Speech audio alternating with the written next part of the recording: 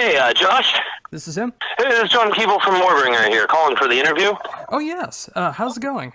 Going great, man. We just got our van fixed, and we are underway to the meetup with Havoc and Ex Mortis for day one of this West Coast tour.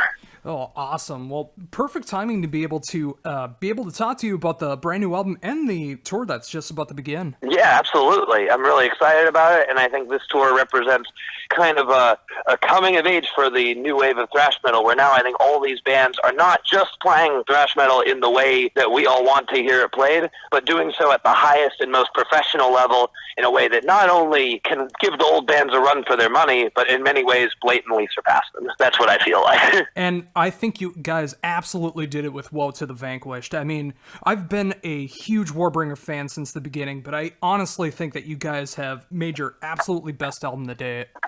I absolutely agree. This is the record. I felt like we had this in us as a band, like not just me, but Warbringer. The idea of the band has this record in it, and I've been striving to kind of make it the whole time. And finally, none of my previous records I feel like I do about this one, because I always felt there was something I could have done better to make it better at what it is. But this one, I feel like we really had the time, the energy, the material, the ideas, the inspiration, and the drive, and the skill, which we could only have at this stage in our career. We couldn't have done this record in 2009 or 10 or whatever. All of it came together with a just relentless drive and hunger that pushed, it put a fire in our bellies to put out our definitive statement so far. Yeah, and again, I can say it again from a fan perspective. I mean, you guys absolutely nailed it. From beginning to end, the epics, the thrash, the melodicness, the epic moments. I mean, just everything is just perfect from start to finish. Thank you. That was our goal, and it's a tall order, and it's, it's one thing when we feel we've achieved it, but really the achievement is when people who get the album, who had nothing to do with its creation, when they hear it and they hear that. That's perfect, and it's great. I'm really glad you like it as much as you do. Oh, yeah, absolutely. And again, I've been able to check you guys out so many times when you've hit Minnesota. And last time, unfortunately, with the circumstances with the show being with Nile, so you guys had to play on the floor. But, it's great to see with everything that's going on with you guys that through all the trials and tribulations that you did make this amazing album in 2016 to make it promoted here in 2017 is probably going to be the thrash album of the year.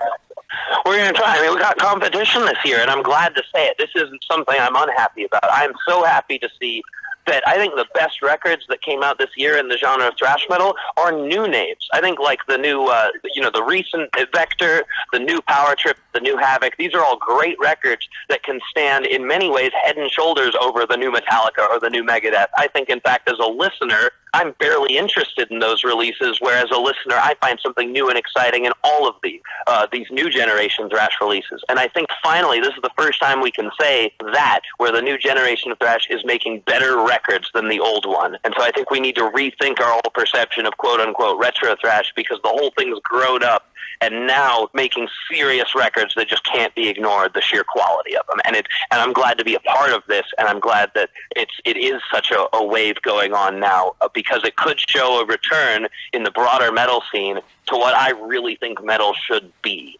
Oh, yeah, and you said it best right there. I mean, there are so many amazing albums of this style that are out right now, like Power Trip and Iron Reagan and Havoc, and now with Warbringer coming out on the 31st. I mean, it's great to see taking the inspiration of thrash, but really making it your own. I mean, I was never one to really call it retro thrash, as I just call thrash, but really you guys are really making it your own. Yeah, and the thing is, thrash is not this stylistic straitjacket. It's actually one of the most varied metal genres if you look at it from any understanding of the history of metal, because it comes out of heavy and speed metal and goes into black and death metal. There's, on one side of it, you could have a record like Darkness Descends, and on the other hand, you have a record with neoclassical shred instrumentals like Punishment for Decadence, and they're in the same genre, and they sound practically nothing like each other. So this idea that thrash is this creative straitjacket you can't get out of is bullshit, and it becomes even more bullshit when you consider that it's totally possible for a thrash band, while still maintaining the thrashing and the aggression and all the reasons you would want to listen to this style of music, to go and cross into traditional heavy metal, or to go cross the other way from the other side of the border, so to speak, and go into black and death metal. And we can do that in a way that the 80s bands simply could not, because these ideas didn't exist yet. And that's the real advantage we have as musicians in 2017. We can look at metal 1970 through 2017 and say, what's the ultimate version of this, and try to create it. Yeah, and again, you know, it's just like the more that I listen to the album, the more I really do hear those aspects. I mean, you got songs like Descending Blade, which is just an insane song, and then you got of course, the 11-minute epic at the end, which showcases everything that the band is capable of. I mean, it's great to see all these great inspirations that are going on in the band, and it just comes out so natural as well. This is what we've always been into, and I think Warbringer, since the beginning, has been going this direction. I think Empires was kind of a jump forward in terms of just like, hey, we're going to, you know, just us saying, like, really blatantly, we're not just gonna do what you've heard before, and we're gonna really push ourselves to step outside of that. And it is tough. Breaking new ground in music is a risk, and it's difficult to do well, because you have to go into uncharted territory. And I think this particular kind of fusion of thrash and extreme metal we've done, I really think World of the Vanquished is kind of like an extreme thrash record, because if you compare it to like any of the Bay Area bands, it's a more vicious record. Some of the German stuff, and only some, really keeps up with like sheer BPM on this record, which hits like 260 on Shellfire. You know, so I think, you know, but then we have that side, but we also have the slower melodic compositions. So we want to have the most brutal songs that are released, but also the most epic songs that are released, and just really go to 11 in every possible department, because that's metal. Oh yeah, and a lot of people, I think, tend to forget that when you have more diversity on an album like that, it makes the thrashier parts more thrashy, the heavier parts more heavy, and the melodic parts more melodic. Yeah, and hooks too are the other key to that. It's diversity in sound and hooks, because simply, like, if we play the same riff that we play, but without the vocal hook to activate, you mentioned Descending Blade, like if you go back into that main riff without the Descending Blade, you know, it activates it. There's a memorable component that, because it's music to entertain humans, really, when you think about it. And so much metal today is made with this wall of riffs and ideas, but no real thought given to, like, can I make this memorable? There's this idea that metal should not have any, like, catchy pop elements, but none of the 80s metal, like, all of the 80s metal has that. And it's not because pop music are selling out. It's because writing good songs that are going to make an emotional impact to the people who hear them. And I think metal kind of forgot that in the 90s and 2000s, where you get all this stuff that's extreme superficially, but doesn't have the songwriting to really let it make the impact. And I think that's something that since the beginning is part of why we play this older style of metal instead of picking up with the 2000s. Oh yeah, I mean, you see that so much when you get into the more extreme metal. I mean, it's amazing to see what can be done on an instrument with a guitar or drums or whatever the case is. But if you have a whole album just showing off your skills, there's not going to be anything that's going to be memorable with it. You want to have those hooks and melodies and harmonies and diversity that really makes something stand out, so you want to keep going back to it. And furthermore, too, diversity can be between simplicity and complexity. Woe to the Vanquished is a motherfucking bitch of a song to play live, because it's just fast. It has like a song within a song structure, a lot of really sustained fast vocals, a wild solo from Chase that's very difficult, you know, and just all kinds of stuff in there that's really tough to pull off, and it all flies at you at 1,000,000 miles an hour. But then Remain Violent is practically one riff, and that's diversity too, because you can have one song, you know, when you put on like a technical death metal record, they don't have a song 3 that gives your ear a break, you know, so it becomes, rather than extreme, it becomes boring. And the whole point of playing fast and crazy is to be extreme and to give you that adrenaline surge. And if you make it boring by beating a dead horse, then you miss the entire purpose. And that's been my problem with so much metal that's been released. And I really loved how this sort of refocusing, both in thrash metal, but also the scene that lives alongside us, that's focusing more on playing an updated version of traditional metal. I think what this all together is saying is the fans and the music community wants metal that they can raise their fist and sing along to, but still has the compositional approach and still pushes the musicianship. And really, like I keep saying, we're trying to do everything at once that we think is good to 11. And we put a lot of pressure on ourselves, and we talked for hours and hours about what makes a good song, and how can we make this song more like that, and how can the lyric sound exactly fitting for the music, pattern-wise and word-wise, and how we can make and for me, how I can make everything. You'll notice I really extensively use rhymes, and it's because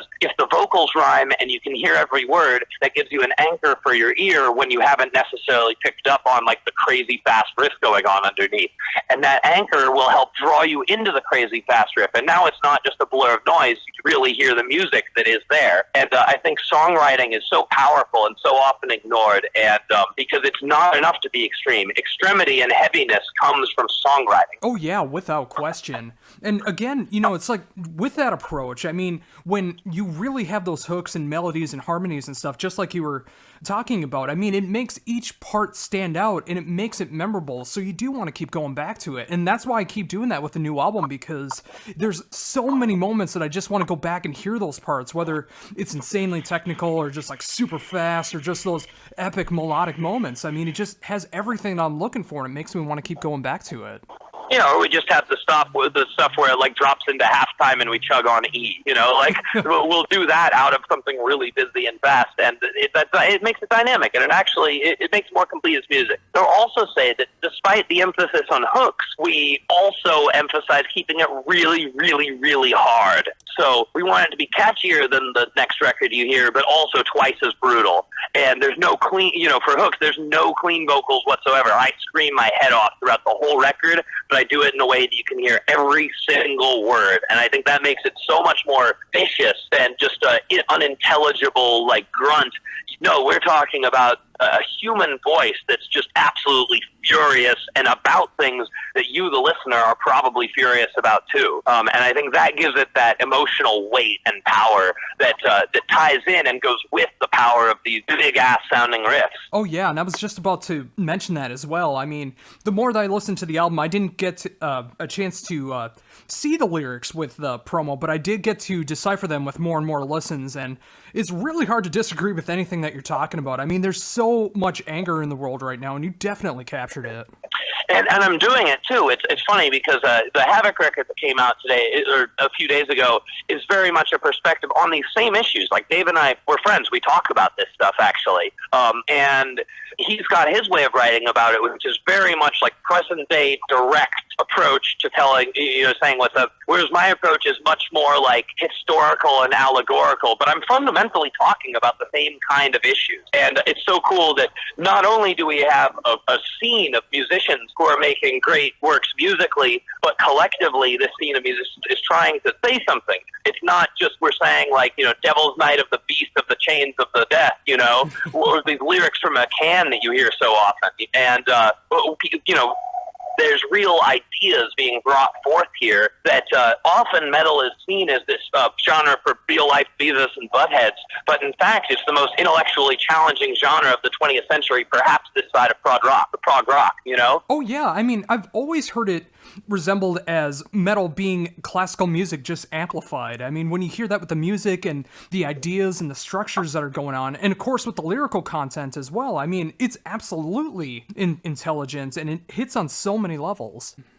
Yeah, and I think metal needs to be that, especially in 2017. We need to have a reason for our genre to continue, because it can't just be something that was great in the 80s and nothing will ever be that good again, and let's just worship the same records forever. By all means, any record that ever was good, keep jamming it until the end of time. By all means, I believe that time is irrelevant to quality. However, just because there was great quality in metal records before does not mean that there cannot be again. And it does not mean that that quality, high as it was, cannot be surpassed. And bands today need to be trying not just to make sweet records, but to make the best records that have ever been made. And it's not for me or those who make them to judge this. And I'm not going to put myself on that pedestal, because I believe that that attitude will make me weaker as a musician. But I believe that it is proper for us to have that aim in mind and to strive, sweat, and bleed to achieve the level of quality that we believe modern heavy metal deserves to have. Yeah, and again, that makes me very happy to hear hear how grounded that you are as well. I mean, of course, it's got to help with having people like myself and the fans that are going to be showing up for this awesome tour that you guys are going to be doing starting tonight, and everyone that's gotten a chance to hear any of the singles or the album in advance, you know, just like knowing that you're going in the right direction. But it's good to know that you're staying grounded about the whole thing, but also knowing that you're doing it in the right direction. All I can say, I know that it's not right for anyone to be able to judge their own work. You're inherently biased. No one who makes a thing can be the best judge of that thing. And you've seen it plenty of times with like musicians who hate their best albums and stuff like that. They're attached to it. There's some other ulterior reason. For me, this record is my personal triumph over all kinds of adversity in my life over the last 4 years. So I love it. But, you know, other people who hear it will hear it without knowing any of that, and that's fine. And I just hope, and you know, people, so far the reaction has been really positive, and it has really, truly been the reaction I've been hoping for. But one must remember, as a musician, that having an ego will make you weaker. You won't get stronger if you think that, if you really let yourself think that you're the best thing ever and that you can't get any better than you are, and you stop being critical of yourself, that's when you weaken. And that's what's happened to the old generation, is people have been telling them they're legends for too damn long, and now they don't even have to make a decent record to keep being called that. And it's bullshit, because quality of music is all that matters. And there's a quote that I find very inspiring from a future great musician whom I actually share a birthday with, November 27th. Jimi Hendrix once said, "I don't like compliments, they distract me." And or something to this effect, if I'm not quoting it perfectly. But I find that so inspiring compared to this culture of self-worship we live in today, where Kanye West calls himself a lyrical genius for writing shit that I would probably, you know, if I were an English teacher in the 10th grade, I'd probably fail him on it, you know?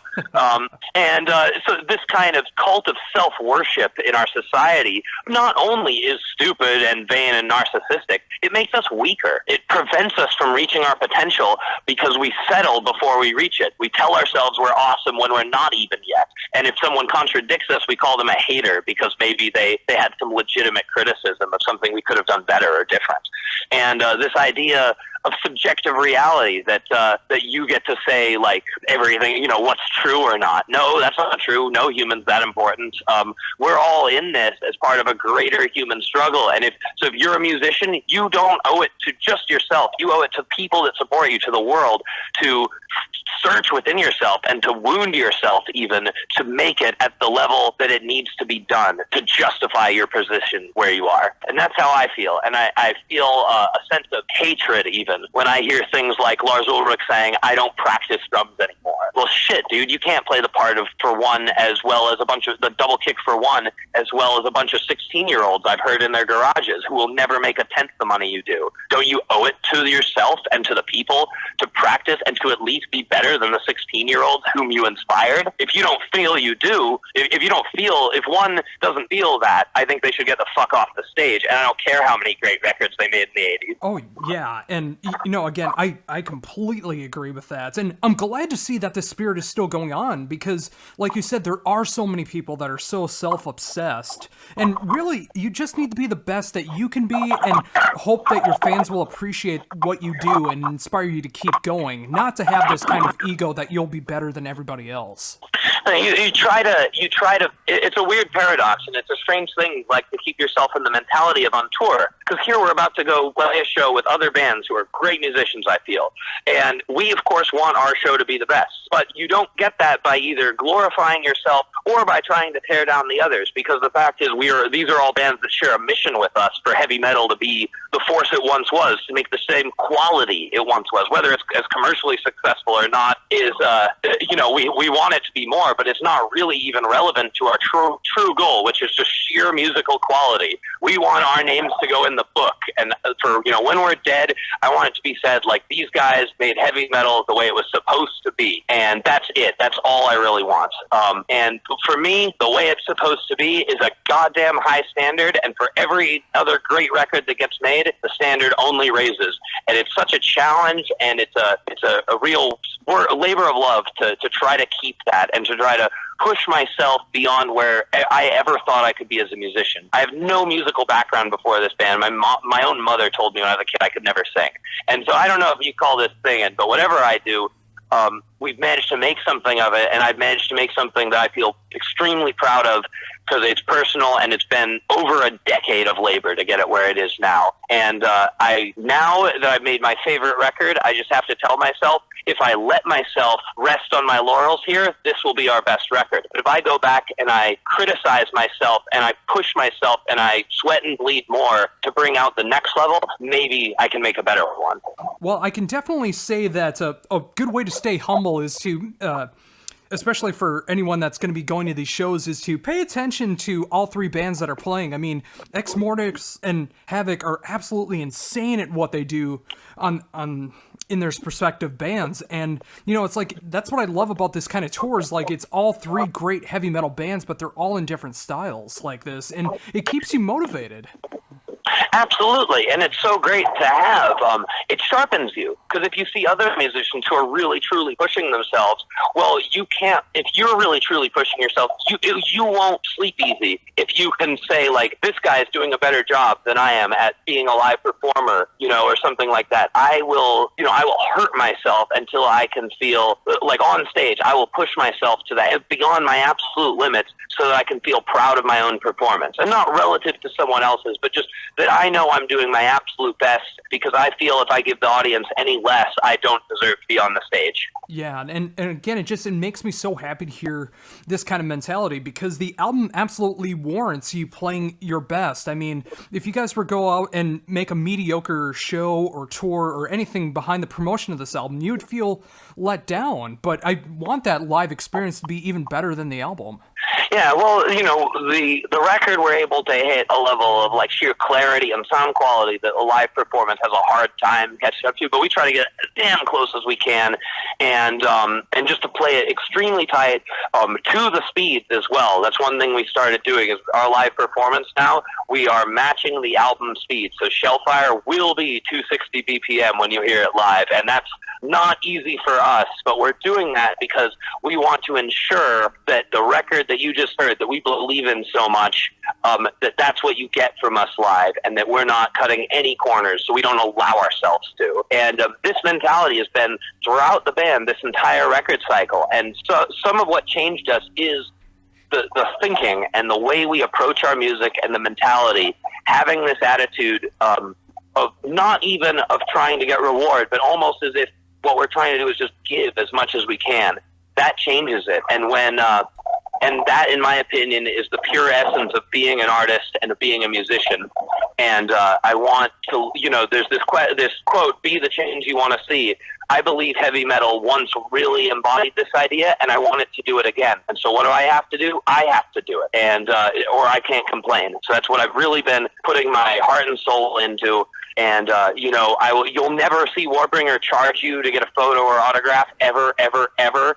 And you can walk up to any of us, as long as we're not, like, carrying something, and anyone in our band will stop, we'll shake someone's hand, we'll sign an autograph, we'll take a photo. We're thankful to be here, and it's our pleasure and privilege to play for the people to support us. We're not going to make you pay to talk to us, and that's another thing I'd like to speak out against in the metal scene, is paid meet and greets, where you have to pay to go and shake a guy's hand in an assembly line of people, versus walk up to the guy and have a beer with them and talk for 5 minutes, and there's no way for me to make myself available to everyone, but I just have a principle of, I'm probably not going to remember people, probably not going to, there's all kinds of things, but I just say, any fan who comes up to me, I owe them a minimum of my time. And just since I told that to myself, my attitude's been different.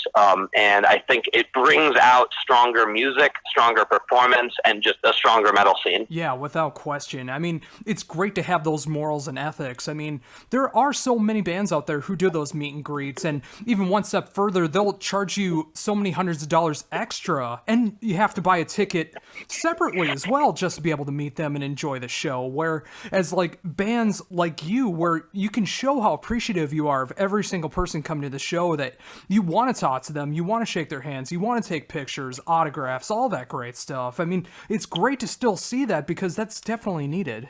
No, but the thing is, it's this concept of the rock star, the celebrity that's so ingrained in our culture that fucks that up. Because the basic dynamic of it is like, oh, the fan should be thankful that they even get to talk to the musician. I challenge that. I say it's the other way. The musician should be thankful that there is a fan out there, or enough of them, because in order to be a successful band, it relies on thousands and thousands of people thinking and choosing with their dollars and with their time that your music and your ideas are worth something to them. They shouldn't be thanking you. You should thank them. That's how I see it. And whether, fans agree with this or other people agree, I feel that by adopting this mentality, I will make stronger music. Oh, yeah. And for me, it's like I at least see it from both perspectives, where I feel like a fan, I get to be appreciative of the music that's getting played, but also at the same time, when you are a musician, you want to make sure that you have a fan base to be able to play too. So both have to work hand in hand together. And when you have that mentality of being thankful for your fans, the fans should be able to be thankful for you. And especially, too, we are thankful for our fans, but we write music for ourselves. The art has to be pure, but our appreciation for our fans comes from them. But we don't write with what we think people want to hear. We write for what's going to please us and what we think is the direction. So that actually enhances my thankfulness to the fans, because they have chosen me to support me with their own minds and their own free will in exactly what I wanted to be doing. And so by their support, I now get to do my songs that I wrote that I love as my job. And without the fans doing that, that would not be the case, and it would not be the case for any musician. James Hetfield or Dave Mustaine are only famous if people buy their records. They do. That's why they are. But, there's nothing magical about these people. I often have been saying this. You pick the most famous musician in the world, the guy who people will say, like, oh, he's a god. No one's a god. I'm a freaking atheist. I don't buy that. Music is the god. Music's the divine. People are just fucking people. They're going to die and get old and probably suck at making music, even if they were great once, That's just what happens. People weren't meant to have glory forever. They aren't, People are... Music, however, does not. And that song Divinity of Flesh touches on this idea. It's not we today like to worship the self and the person, but really it's the idea and the work and the passion that we should worship, not the individual, because these things that I described are shared between so many individuals collectively, and that's really the powerful thing, not a single person. Exactly. And it's like the more I'm thinking about it, the more true it really is. I mean, it's the art that will stand the test of time as humans go away. I mean, as long as the physical entity is still there, to be able to appreciate music or art or whatever's left after we're gone and the next generation comes and the generation after that. I mean, if you can put out something that's going to change someone's mind for the better, it's always a good thing. Yeah, the end verse of, I'm not sure if you remember the song, but the end verse of Divinity of Flesh, the whole my words will live on bit, which is the last words in the song. Yeah. It's that. I was thinking as I recorded that, I sent a chill down my spine, because I'm literally, I've done this, I've recorded songs before that will be around after I'm dead, and but this song, I'm talking about it, and then as I record the line, I freaking had a chill down my spine, because I'm literally doing that right now. This thing I'm saying now will be around when I am not, and that's why I'm still here, and that's why, I'll be fucking poor for my whole life and whatever, so I can play metal, and it's worth it to me. Yeah, again, it's just like putting that kind of positive aspect. I mean, of course, with a lot of anger and that kind of mentality throughout the album, but to have like that kind of positive change in people's perspective is such a great thing. And while that doesn't always come with the financial benefit, it's good for a lasting impact, especially if it can change people's minds. Yeah, and just me, I'm really disgusted with the modern culture in so many ways. I think it's not noble. I think the ideas of nobility, not by blood, but by deed, are dying. And we reward the worst people. We make Donald Trump our president. Our recent cultural fad is a foul-mouthed 13-year-old who can't speak proper English. Like, why do we elevate the worst among us when there are people in the world that really are doing good, deeds of value? And I fundamentally reject the current culture, and that's why I can't be a part of it. That's why I have to be part of this side thing like heavy metal, where you still can speak the truth. Oh yeah, and although of course in a much different aspect, I try to do that with my interviews as well. I mean, sometimes they'll get taken out of context. I mean, I could see in this interview, if it gets like picked up by all the bigger metal sites, that they'll like try to pick apart the James Hetfield, Dave Mustaine parts rather than actually listening. Right, to the of course, interview. they'll turn it into drama instead of talking about what I'm actually saying, which is that the metal scene needs to be better than it is, and we shouldn't keep guys in the news, every time Dave Mustaine farts, it shouldn't be a news headline.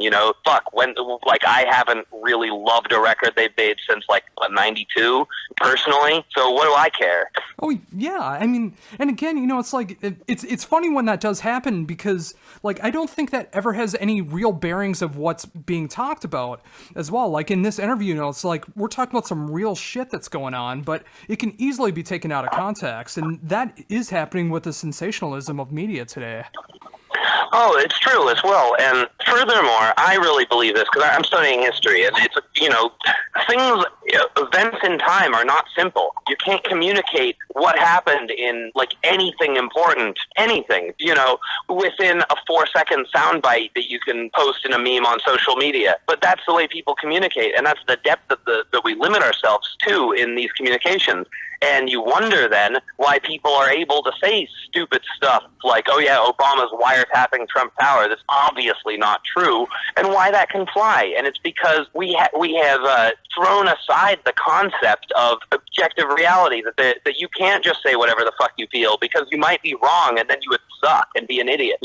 We don't say that. We're just like, oh yeah, well they're doing what they do, and don't be a hater. Fuck that. No, hate on anything that goes against objective reality because it's bullshit. Humans don't dictate reality. It's bigger than us. We live within it. Get real. It's indefensible what's going on in our government. If you defend it, I won't, but I will. When I've heard people talk to me, defending some of these actions of the president, some of the words he says and some of the things he does, as if it's a good thing, I want to get physically violent because I'm just raging inside my head. How could you know so little and be okay with it? Yeah, I definitely agree with that. And it is such a travesty. Yeah. That's a trait that you're born with, and it's more a choice of what do you choose to try to know. If you try to know things, you will be more intelligent than someone who doesn't, and I think that matters a lot more than your natural capacity. I think intelligence can take many forms, but really what it comes from is effort. And do you think that effort's ever going to come back to the forefront? The sensationalism that's going on right now with the world, it's completely terrible, but do you ever see that change coming back where people want to have that dignity and respect back? I think so. I think that, quite frankly, that much of the culture doesn't like, how everything's empty and shitty. I think a lot of people don't. I think, I really hope people start voting with their dollars a little more. I kind of think that the current administration, assuming they don't, get the whole silhouette situation going on, could be a blessing in disguise because he sort of really represents this culture coming to the forefront, this self-worshipping guy who just lies and it doesn't matter because, hey, he's successful, so we don't care if he has any merit. He's successful, and that's all we care about. He's really the epitome of that culture, and it shows you how far it's come that we can have a spokesman for self-worship and lack of knowledge in the White House, a guy who would get his ass handed to him by the leader of your local high school's debate team. Granted, seriously, it's just the standard is so low, and people aren't happy about it. So I think there's a very good chance that by our government fucking up and doing things wrong, that it will create enough anger that there can be a backlash powerful enough to perhaps change it. But, I'm on Woe to the Vanquished, I'm a pessimist, and I say that it won't get better and that we're fucking doomed. So, and that's really the more metal view to take. But I'm trying to say, if we don't change to a more enlightened society where we expect people to know facts and we expect people to know the truth, and we expect people to be eloquent and open to other ideas, and we expect all discussions to be conducted with logic and reason, or they are not treated seriously. That's the society we need to have so as not to doom ourselves as a civilization. Yeah, I couldn't agree more with that. I see that revolution going on right now with everyone that is against what's going on with the current political field right now, and I hope in 2018, when we're able to fix more with the Congress, that people will be able to start voting that way and make those positive changes that we do need. Yeah, right now it's pretty clear. This last election proves it. We need to change the electoral college and the two-party system. That's a pretty big change. Can we make it? I don't know. I'm a guy sitting in a van in traffic right now. I have no power over this beyond what I can say with music, and I intend to teach history as well. and express these same kind of themes, because I think truth is ultimately more powerful than lies, because when you look at it, it holds. And people will, no matter how many times you lie to them, and how they will eventually see it. Yeah, and I think that's a terrific note to end on when it comes to that. Just a couple more things before we wrap things up. I know you guys are heading off to the beginning of the tour right now, but after this current tour that's going on, what do you guys got planned? More tour, a lot of it. We got one USA tour being announced tomorrow.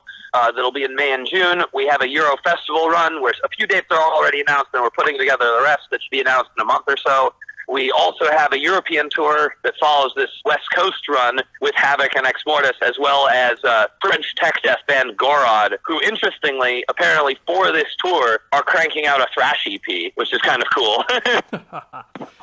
I've never seen a band do that. Be like, we're going on a tour with a different genre, and so we're going to do this genre in our style. And I heard it, and I was like, damn, that's cool. So I'm interested to see what they bring to the table, too, even though I'm less familiar with them. Yeah, that's definitely a cool concept. I mean, I hope more bands start to do that, because I think that's really cool to be able to show all those different sides, but still keep that core sound that the band has. Yeah, they've been like a progressive, technical, like progressive jazz-influenced death metal band for many albums, and then they go on this tour where they're, where they're playing a totally different style, and they're like, hey, we're going to adapt our, do this different style our way, and that's cool. It's interesting, and I think it's going to do better for them on this tour, because thrashers want to hear thrash on this show. That's like what people are coming to this concert for. They know that smartly, and they're going to push themselves to, in their own way, because I listen to it, and the riffing style is very different from what we do, in their own way to put something out that will work here. And I think that's freaking cool, too. And I think bands playing outside of their own genre and adapting, and, we've played with stuff that, with like Soilwork and Fintroll and even Slipknot one show in the past, who, all this stuff that has nothing to do with us musically. And we bring forth our music the best way we can. We're not afraid to play to people who have never heard us before. We want to. Put us on any stage and we'll destroy it. Oh, and that just makes me so happy to hear that, because, again, as a longtime Warbringer fan and being able to hear the brand new album, War of the Vanquished, which, of course, is coming out on March 31st through Napalm, I think that you guys definitely keep that spirit alive, and I'm glad to see that much fire is going on with you guys right now, and I can't imagine that slowing down in any way. No, and I hope we're just part of it. I want to see more bands pick up their guitars, their drums, to really like play until they're out of breath and exhausted, bleeding, whatever, to really put that level of heart into it. And I want that to be what heavy metal stands for in the present and in the future. And I'm going to do whatever I can to make it that way. All right. And so's the rest of my band. I can speak for all of us to say we have a really devoted group of guys, and I hope to see that you'll finally get a stable lineup from us. I hope to God. But this one really kills, and I think we're twice the band we ever were before, and we have our sights set on the world. We're going to take out as much of it as we can. Well, perfect. Yeah, I mean, those are great final last words for the interview. Again, thank you so very much for taking all this time to talk to me and promote the new album and the touring and everything. And I'm looking forward to the next time you guys come to Minnesota, because I definitely want to hear these songs live. Oh, yeah, and it's funny, you mentioned the Nile show. That was another example of like those, if you open for an old band that's like a generation before you, they will do things like take up the entire stage and make you play on the floor. Mm-hmm. And so we had this mission like, all right, we will kick their ass from the floor. And we did. They did not get half the pit we did, and I know it. And I'll call them out on that in a public interview, because, hey, don't be an asshole to your opening bands. Don't make them play on the floor, dicks. I was just about to cut that, and now I'm going to keep that in, because I absolutely could not agree with you more. I mean, you guys were one of my favorite sets that night, and Nile did nothing for me when I heard them, but you guys putting on the show that you did at ground level, I mean, everyone moshing around you and thrashing, I mean, that's what made the show that night. Oh, yeah. I knew what I had to do, too. I had like 6 shots of vodka right before I went full Tasmanian Devil. I felt like garbage the next day, but goddamn it, Nile lost. Oh, without question. Yeah.